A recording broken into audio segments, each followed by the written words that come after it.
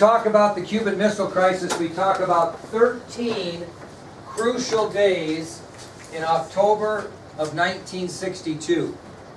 And before we get to those 13 days, we're going to talk about October 14th and 15th, 1962, where we set up the crisis. How did the crisis come about?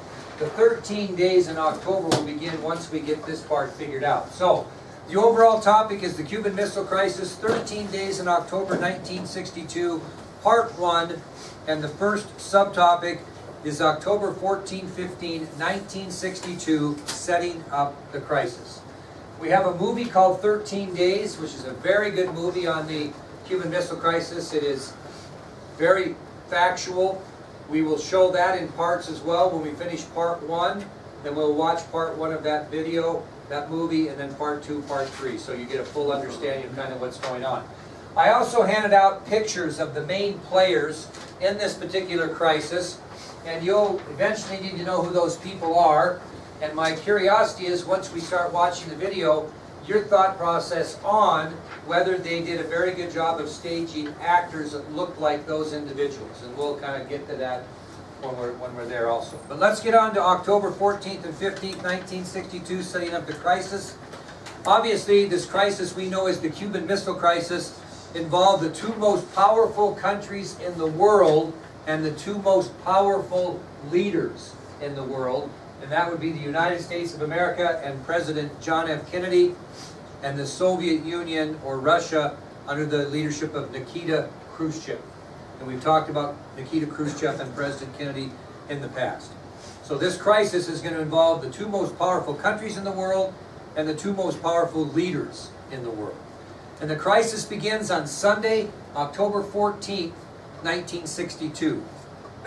Sunday, October 14th, 1962. What happened on that day is an Air Force major by the name of Richard Heiser left Edwards Air Force Base in California aboard his U-2 spy plane. On October 14, 1962, Air Force Major Richard Heiser left Edwards Air Force Base in California aboard his U-2 spy plane.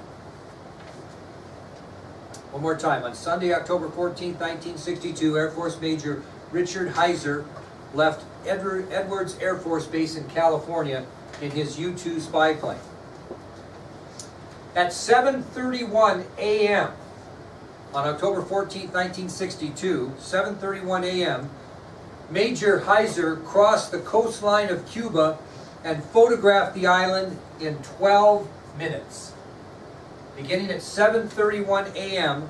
on October 14, 1962, Air Force Major Richard Heiser crossed the coastline of Cuba and photographed that island in 12 minutes.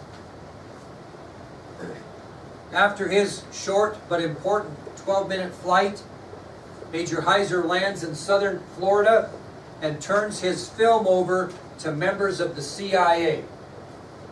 So after his short 12-minute flight, Major Heiser lands in southern Florida and turns his film over to members of the CIA.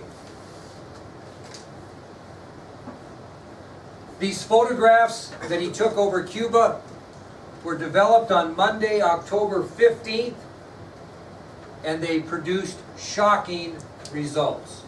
They were taken to Washington, D.C. and developed, and by Monday, October 15th, these photographs, after being developed, produced shocking results.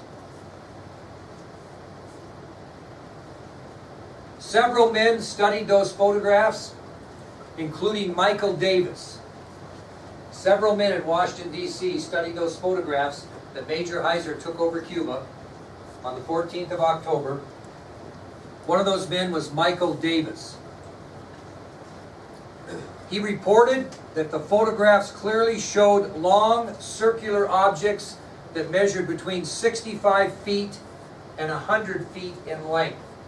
In the photographs, he saw long circular objects that measured between 65 feet and 100 feet in length. Which meant that they believed they were what? missiles. Okay? Nuclear missiles. Another man that studied the photographs along with Davis was Dino Bruganoni. Dino Bruganoni. And he not only determined that these were nuclear missiles, he actually determined the type of missiles they were. They were Soviet SS-4, medium-range ballistic missiles. So the first man really to study them hard was Michael Davis. He reports that he sees long circular objects that measure between 65 feet and 100 feet in length, obviously missiles. And it was Dino Bruganoni who determined that these objects were actually Soviet SS-4 medium-range ballistic missiles. Bruganoni did some studies on the Soviet SS-4, and he determined the range of these missiles was up to 2,000 miles. The range of these missiles was up to 2,000 miles. The next man to study the photographs was Art Lundell.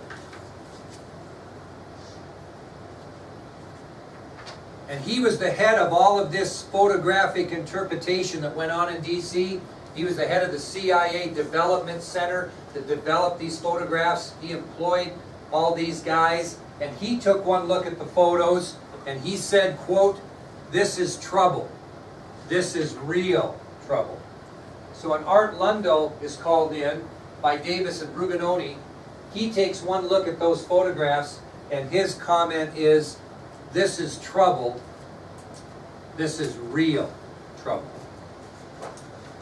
That's what happens on the 14th and the 15th of October 1962. We discover that there are missiles in Cuba. Okay? So we move on to Tuesday, October 16th. And this is really the official beginning of the 13 days that we talk about concerning the Cuban Missile Crisis. This is the first of 13 days. Tuesday, October 16th, 1962. We're going to have a timeline here and some information. At 9 a.m. that morning,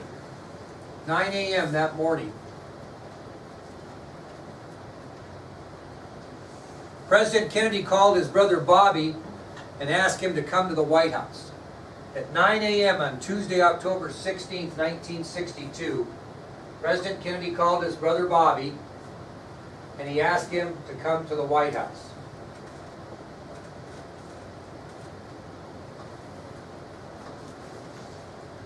When Bobby arrived, the president filled him in with the early information he had received about those photographs that were taken in Cuba.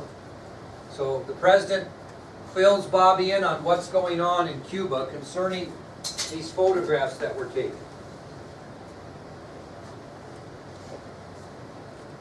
He also tells Bobby that they will be officially briefed by the CIA that morning.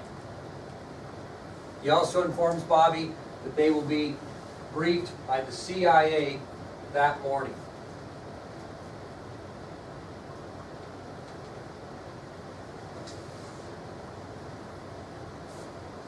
So at 11:45 a.m. on October 16th, 1962, 11:45 a.m., Marshall Carter of the CIA gave a formal presentation to President Kennedy and several members of Kennedy's cabinet. At 11:45 a.m.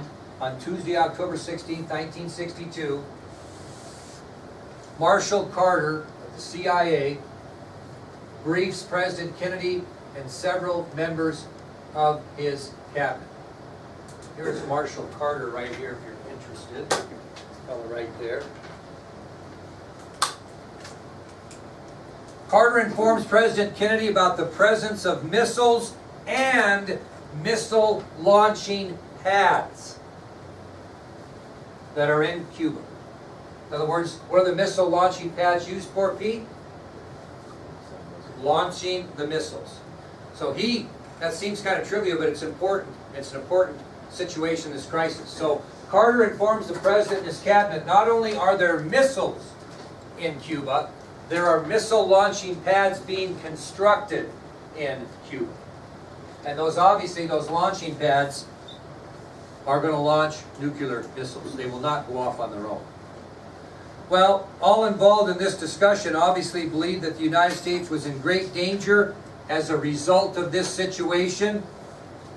And so to seek help to explore options on what to do about this problem in Cuba, President Kennedy organized a committee. He didn't want everybody in the world involved. Okay, because this could provide what? When people find out there are nuclear weapons in Cuba. A little panic. Okay? And so Kennedy, within his own circle, is looking to explore options on what to do about this situation in Cuba, so he puts together a committee, and it's going to consist of selected members of his cabinet, not all of them, selected members of his cabinet, selected members of the United States military, selected members of the United States military, and then he's going to bring in some people, government leaders, that he thinks have some expertise on the subject. So he puts together this committee. There'll be select members of his cabinet. There'll be select members of the United States military. And then he's going to go a little bit beyond and try to think of some people that might have some expertise, that are influential government leaders, that can help with this problem. Because they have got a problem here. They've got nuclear weapons on the ground less than 100 miles from Florida, and they got to find a solution. Now, this committee would be officially called the Executive Committee of the National Security Council, better known in American history as ExComm. You will never have to write down Executive Committee of the National Security Council ever again past this one time, because we will refer to this committee as ExComm. Okay? So, the committee would officially be called the Executive Committee of the National Security Council, better known in American history as ExComm. Now, your next question might be, who is going to be on ExComm? Okay? Kezia, you are President Kennedy, in the limited, I guess, amount you know about him and his administration. Who might you have on that committee if you were him? Now, maybe not a name, but a position, if you can remember. Who might you put on that committee? Absolutely, your Secretary of Defense, which is Robert McNamara. Very good. Certainly going to have your Secretary of Defense on that committee. Brady, who else might you have?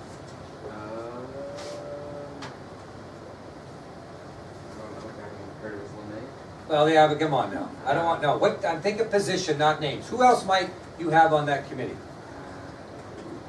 You're the president, man. You'd be nuked up here by now. It's up to you, Hunter. Yeah, absolutely. You'd have his brother. He trusts him the most. So Attorney General Robert Kennedy is going to be on that committee for sure, and have a major league part. Delaney, you're the president. Who are you going to have on your committee?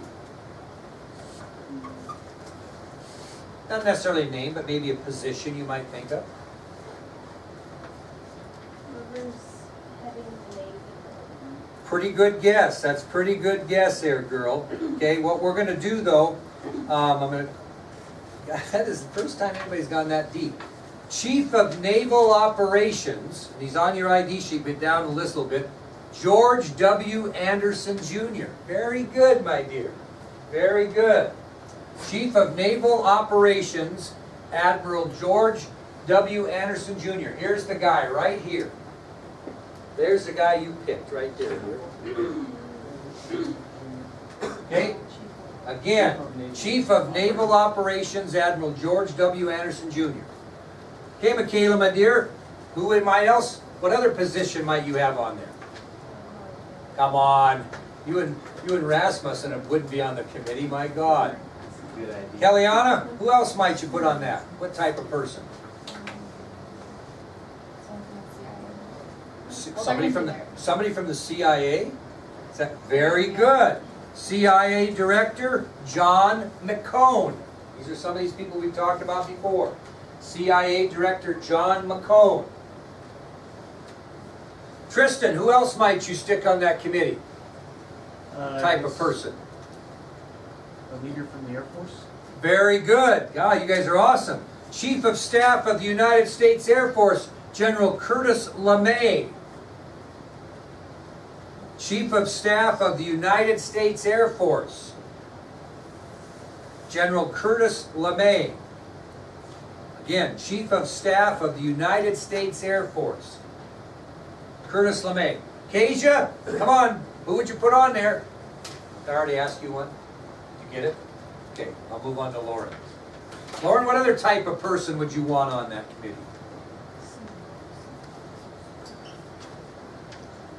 Now, don't be Fulford Rasmussen. Let's go. Go on. Who else would you want on that committee? Well, we said Secretary of Defense Robert McNamara, but who deals with foreign affairs? Your Secretary of what? Who's your person that negotiates with foreign affairs? Siobhan? It's a pretty big position in a person's cabinet. Anybody? Your Secretary of State, Dean Rusk. Dean Rusk, your Secretary of State. Who else might you have on there? You're the president, so you might include your Lauren. Who? Your Vice President, Lyndon Johnson. Lyndon Johnson, your Vice President. We're missing one that kind of a big one. You talked about the Navy and you talked about the Air Force, Patty. Well, the Army, or he's going to be Army because they control at this time, but your Chairman of the Joint Chief of Staff, General Maxwell Taylor. General Maxwell Taylor. He is your Chairman of the Joint Chiefs of Staff. Now let me explain that to you. Every branch of the military gets their turn of being the top dog. And the top general in the top dog military of that presidency is called the Chairman of the Joint Chief, is the Joint Chief of Staff. So the Army, as Maddie said, is controlling the military. They're the head of all the military because they rotate that. Does that make sense? And General Maxwell Taylor is the head of the Joint Chief of Staff. He's in the Army, but they have to be controlling the military at the time. So that's really good.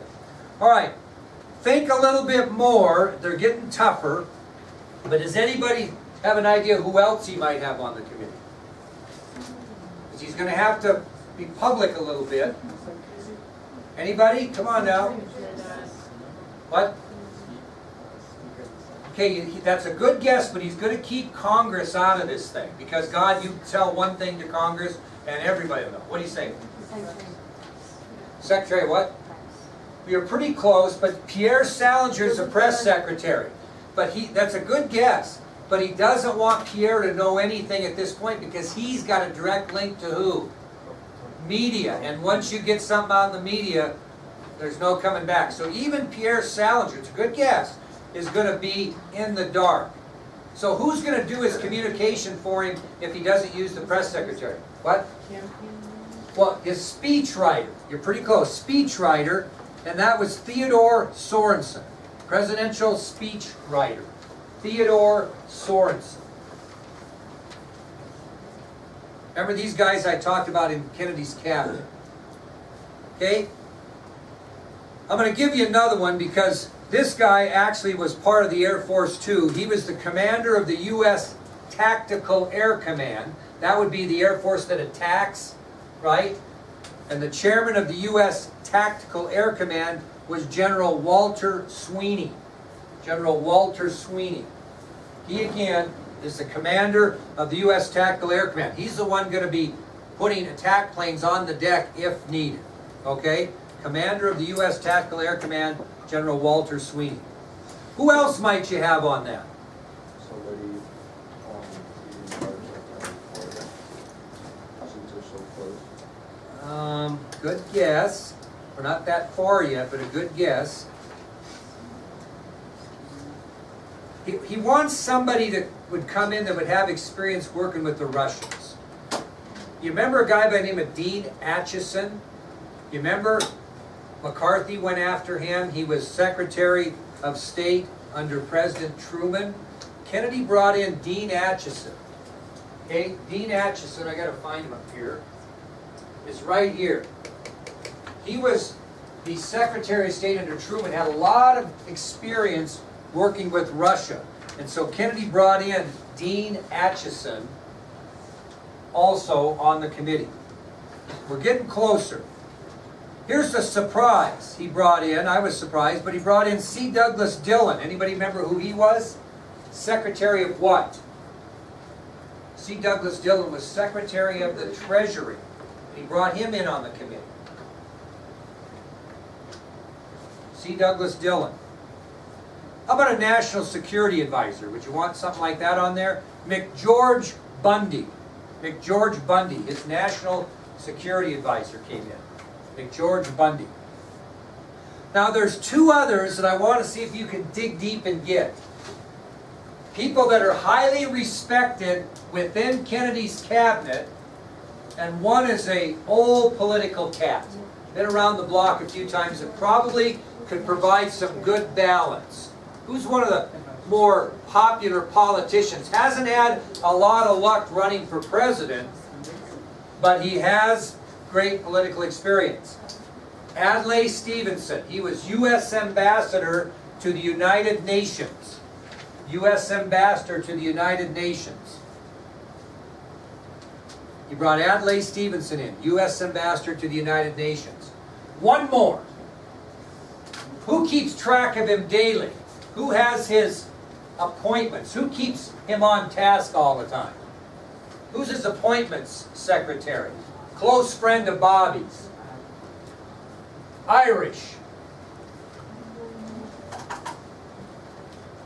Kenneth O'Donnell.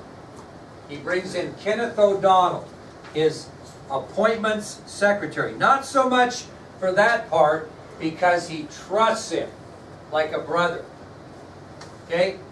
He brings in Kenneth O'Donnell, his presidential appointment secretary. So he's got quite a committee. Secretary of State Dean Rusk, Secretary of Defense Robert McNamara, Secretary of the